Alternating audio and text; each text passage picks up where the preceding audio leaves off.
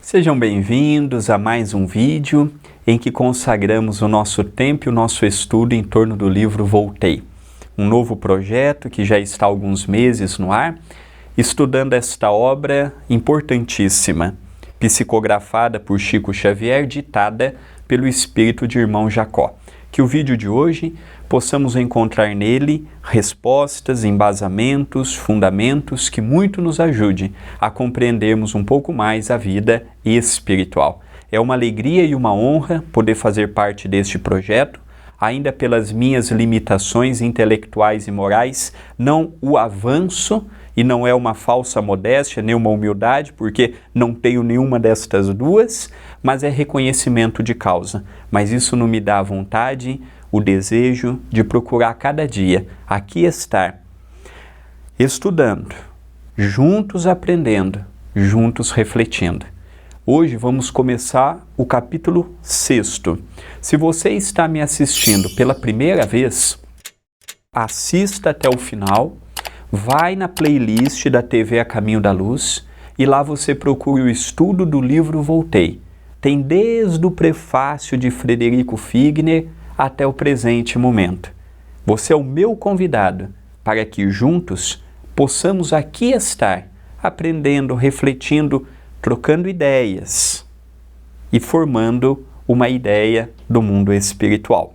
Hoje nós vamos ver o capítulo 6 e o vídeo tem como título A Passagem. Quantas vezes julguei que morrer constituísse mera libertação, que a alma, ao se desvencilhar dos laços carnais, voejaria em plena atmosfera, usando as faculdades volitivas. Entretanto, se é fácil alijar o veículo físico, é muito difícil abandonar a velha morada do mundo. Esse primeiro parágrafo é interessante, porque imaginamos que desencarnei, vou passar a conversar pelo pensamento, vou passar a volitar, vou passar a ter uma vida totalmente diferente, porque agora eu estou na condição de espírito e não mais de alma, alma no sentido espírita, espírito encarnado. E eu imagino que mudou da água para o vinho. Isto acontece para os espíritos que estão na condição de Chico Xavier. Não era a questão de Frederico Figner, não é a nossa condição. Espíritos ainda muito ligados à matéria, muito ligados ao mundo. Ainda não temos este desprendimento.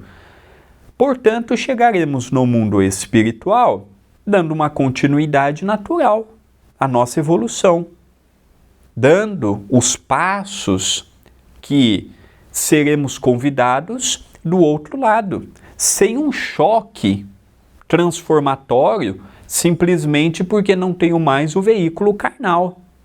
André Luiz nos conta, por exemplo, no livro Nosso Lar, que o meio de locomoção deles, em Nosso Lar, enquanto estão na cidade de Nosso Lar, é caminhando com as pernas. Fora de Nosso Lar, eles podem volitar. Que a conversa deles era verbal articulada. Não era pelo pensamento. Penso, o outro capta, responde, eu capto. Não era pela telepatia. Então nós percebemos que o mundo espiritual, ele é uma continuidade natural ao nosso grau evolutivo. Quanto mais evoluído eu for, quanto mais desprendido da matéria eu for, quanto mais voltado para a espiritualidade eu for, mais encontrarei do outro lado ferramentas ao meu alcance para o despertar de novos sentimentos. Agora, o amor, ele não brota do outro lado simplesmente porque eu morri.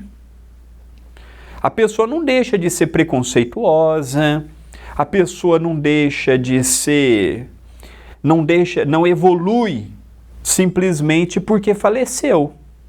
A morte é um processo natural. Eu repito muitas vezes no programa, em vários vídeos, a mesma temática, para compreendermos que a morte ela não é um processo de evolução. A morte é uma continuidade natural. Então aqui ele já mostra para nós uma ideia que muitos espíritas e espiritualistas até hoje possuem. Então eu vou falecer, fisicamente falando, e já do outro lado eu vou encontrar. Não vou mais ter aquelas preocupações de antanho, não terei mais aqueles conflitos. Não. Por que eu não terei simplesmente porque eu faleci? Se eu sou uma pessoa mal resolvida aqui, eu serei uma pessoa mal resolvida lá também, com os meus dramas. É lei natural. Por isso que nós falamos sempre, não podemos deixar para amanhã o que eu tenho condições para fazer hoje. O bem não pode ser amanhã eu faço, amanhã eu falo, amanhã eu ajudo, amanhã eu começo numa instituição. Tem pessoas que estão há 10 anos mentindo para si. Amanhã eu faço e nunca faz. Amanhã eu começo e nunca começa. Só que cada dia que passa é um dia menos aqui na Terra. E um dia mais próximo da nossa desencarnação. Cada dia que passa, mais próximo do outro lado eu me encontro. Então, eu preciso correr com o tempo. Aí depois eu já com uma certa idade, eu quero fazer o bem, aí já não tem mais disposição, não tem mais ânimo, não tem saúde. Tem tempo, mas não tem saúde. Quando tinha saúde, não tinha tempo. É aquela briga para contornarmos o horário. Então a ideia de que o mundo espiritual, do Gasparzinho, que o espírito do outro lado faz tudo o que deseja, que não existe leis do outro lado, não existe hierarquia do outro lado. Eu vou falecer e do outro lado eu vou fazer tudo o que eu tenho vontade de fazer. Não é bem assim que funciona. Nunca foi assim.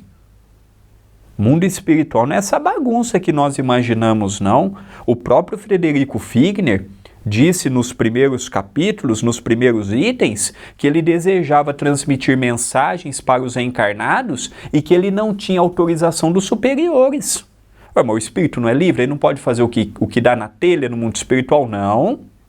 Da mesma forma que existem as leis humanas, existem também as leis divinas para os espíritos que estão nesta outra dimensão.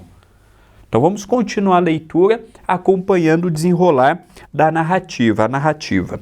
Posso hoje dizer que os elos morais são muito mais fortes que os liames da carne.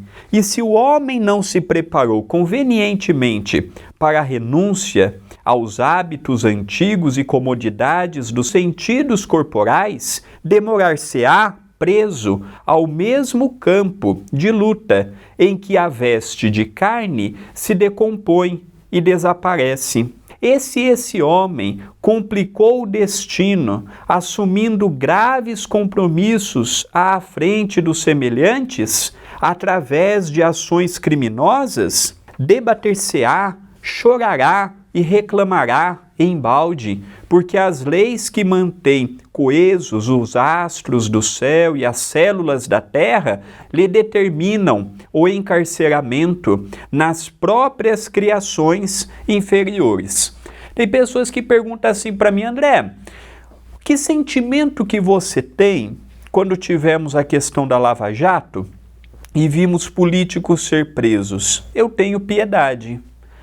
Eu tenho piedade porque a colheita daqueles que desviaram dinheiro da saúde, da escola e pessoas morreram por conta disso, ficaram sem se alimentar por conta disso, é um peso gravíssimo no mundo espiritual. Eu vou ter raiva? Não, porque no passado eu já fui um político desse também. Eu vou perder minha saúde por eles? Não, não preciso disso. Mas eu posso orar por eles, porque a colheita é difícil. Eu não estou preocupado com eles que roubam milhões, eu estou preocupado comigo para não roubar um pouco. Porque quem rouba 1 milhão e quem rouba um tostão é ladrão. Não há diferença. Outro dia o Silvio Santos, há anos atrás, aquelas pegadinhas de jogar dinheiro no chão. Aquelas pegadinhas, 80% pegava, punha no bolso, olhava para um lado, olhava para o outro e achava que não era com ele. Quando eu pego um caixa de supermercado, a pessoa me dá troco a mais e eu não falo nada e eu sei que ela me deu troco a mais. Qual que é a diferença minha para o político que rouba milhões? Agora eu vou ser um hipócrita? Não, mas ele roubou muito.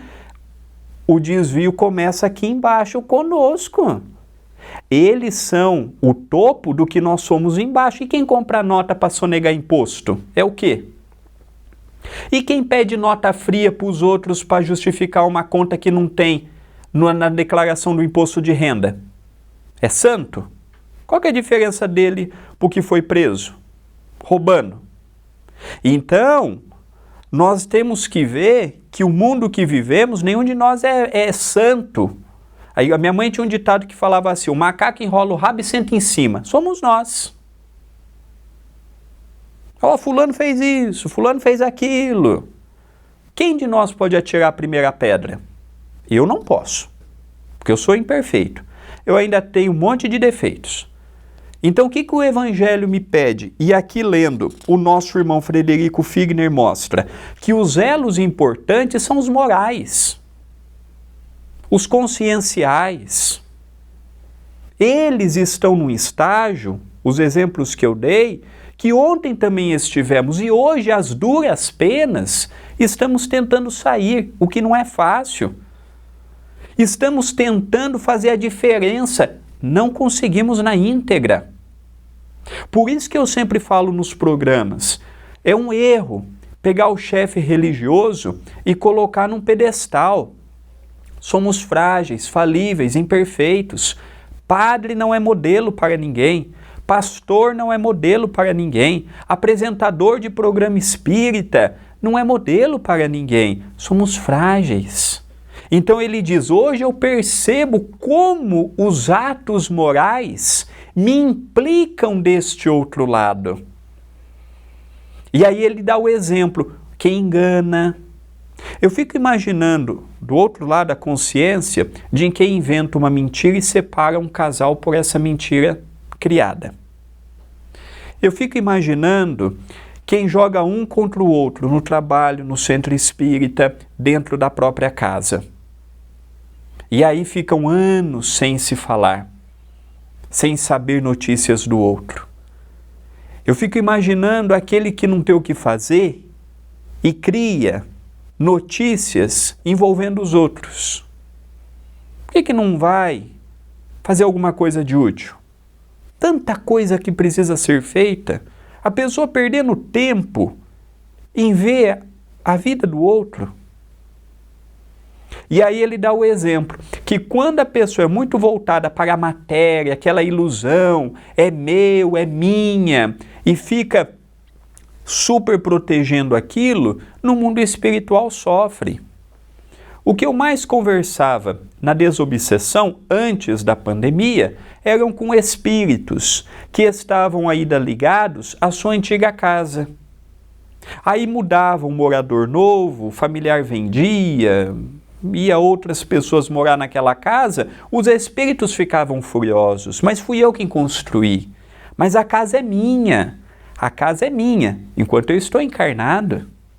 E já é ir preparando a mente. Olha, amanhã estará na mão de outras pessoas. Amanhã eu estarei numa outra condição. O espírito sofre. O espírito sofre.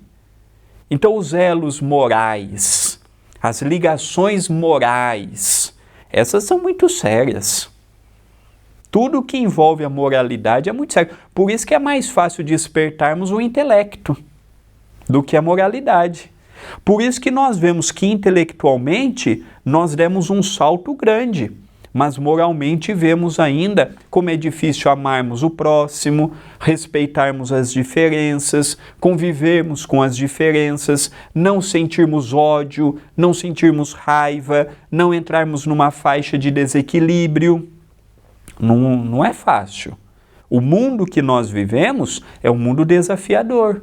É um mundo que dia após dia ele me convida. Olha, André, espiritualmente falando, viva hoje como se fosse seu último dia. Ame intensamente, faça intensamente, não viva com a cabeça no amanhã. Amanhã, quando eu tiver um pouco mais de tempo, amanhã, quando eu terminar a faculdade, amanhã, quando eu aposentar, amanhã, quando eu tiver a minha casa quitada, eu vou fazer isso ou aquilo. É um erro. Tem coisas que nós não podemos deixar para amanhã. Tem pessoas que retornam para o mundo espiritual antes de aposentar. Fez o bem, não fez, porque ele projetou fazer o bem quando aposentasse. É igual quem joga na loteria. Diz assim, olha, Sérgio, já falou muitas vezes para o meu pai. Eu ouvi menos, mas o meu pai já ouviu muitas vezes. Quando eu ganhar, eu vou ajudar o centro. Nunca recebemos a ajuda de ninguém que ganhou ou que não ganhou. Deixa eu ganhar. Aí o meu pai sempre brinca. Engraçado, eu não ganhei na Mega Sena e há 35 anos eu estou ajudando na sopa fraterna. Será que nós precisamos ganhar algo para fazer o bem? Evidentemente que não. São as desculpas que nós vamos criando frente à nossa própria consciência. Então, quando eu vi esta questão do elo moral, eu fiquei já em alerta, porque mostra, André, atenção.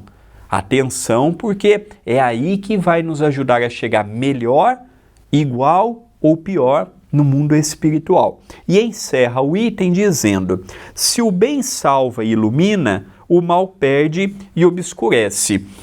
Fantástica esta frase de Frederico Figner. Se o bem salva e ilumina, e realmente o bem transforma. O bem, ele nos dá uma visão diferente de vida, do dia a dia, de interagir com o sofrimento, ainda mais no momento de tantas desigualdades. Temos visto na porta do centro o aumento de pessoas. Hoje são 300 cestas básicas no centro e só não damos mais porque não temos. Temos mais quase 200 pessoas na lista de espera. Hoje estamos dando, por vez, 180 quilos de comida, terça, quinta e sábado. Por vez, está faltando. E não temos arroz, não temos feijão suficiente, não temos mistura suficiente para todo mundo. Mas fazemos o que podemos, ajudamos o que está ao nosso alcance, sempre com muita fidelidade aos bons espíritos. O bem ilumina, o bem clareia, o bem motiva, o bem contagia. Mas ele também nos fala do oposto. O mal perde e obscurece.